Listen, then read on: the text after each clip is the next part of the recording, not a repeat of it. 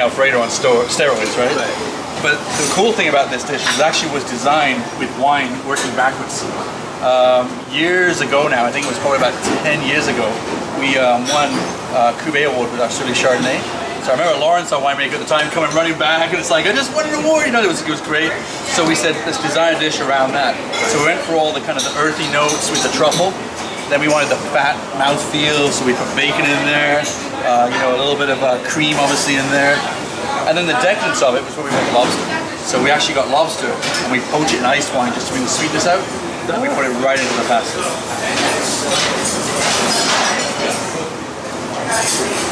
And of course, we always cook with wine. You have to cook with wine to win the award. So like I said, this has been on the menu now at least 10 years. And at one point, you know, chefs get bored, so we would take this dish and we'd say, okay, how can we change it up? So it's gone through a transition of becoming a cannelloni. I think it was a lasagna at one point. It's gone into a ravioli. And then about 5 years ago, I said, come on, we got to admit that this is just something everybody wants. So we brought the linguini back, and now it's on the lunch menu, the dinner menu, and it's our #1 seller.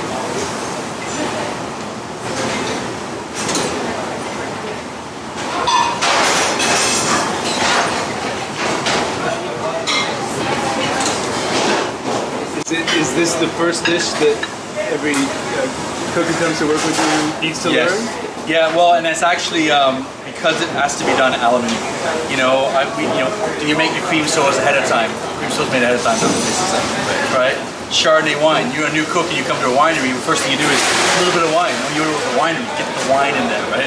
So there is a little bit of a learning curve, and I'll tell you, there's many times I'm standing exactly where you are, and it's like too thick, too watery, you know, because we want that consistency.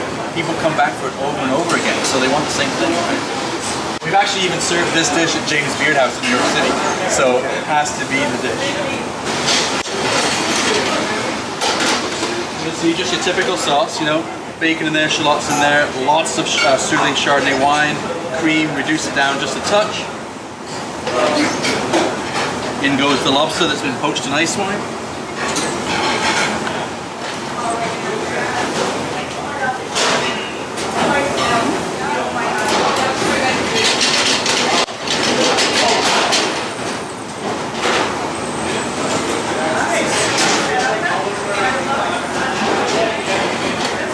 I like to have a little bit of basil inside, just for the flavors, not just for show.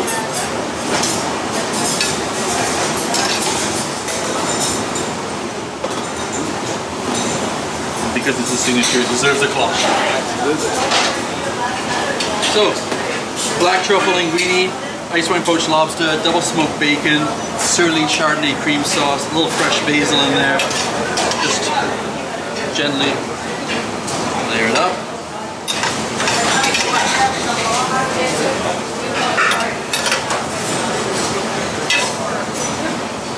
You know what I love about this too is, I mean, we do a lot of plating with our dishes where, you know, chefs, they get frou-frou and we're kind of strategically putting sauces over here and over there. Whereas this is, it's pastournable, right? But it's, you know, just like wine, it's all about the flavors, it's all about that richness. You know, we add fresh basil to it. And these are microgreens from our local farm. A little bit of fresh truffle that we've infused. So a little bit of oil in there. And other than the actual truffle, because we always cheat a little bit, everything is Canadian, including the Parmesan cheese, which is Brie Parmesan. It's a good Canadian cheese. Which every Italian is probably mad at me right now. But that to me is a nice, fresh lobster linguine. Again, it comes back to when I first became a chef. I mean, I've been here 14 years now. I used to take everything I knew and try to put it on one plate. You know, chefs are trying to compete all the time and you think it's stupid. And I had a kind of a life-changing experience. My chef, who I worked for, Nigel Didcock, had his mentor, Michel Boudin from the Connaught in England, come and eat with me. And he sat down and I took almost everything, put it on the plate, and I gave it to him and he said, Jason, I respect your food, I appreciate your food, but I don't understand your food. It's complicated, right? And that was when I was like, wait a minute, and it really upset me. And then the same year I actually ate at Gordon Ramsay's in London. And I remember the entire menu I had, there was not one thing on the menu that was confusing, there was not one thing that was, you know, unique. It was just really executed perfectly. And this is where this kind of came to that where, you know what, I'm not going to show off, I'm just going to do good food. And that's what we do here at Peller. You know, we take the best local ingredients and showcase them the way they should be. You know, you don't take a beautiful carrot, puree it up, you dust it off, you just season it perfectly and you pass it along to the customer.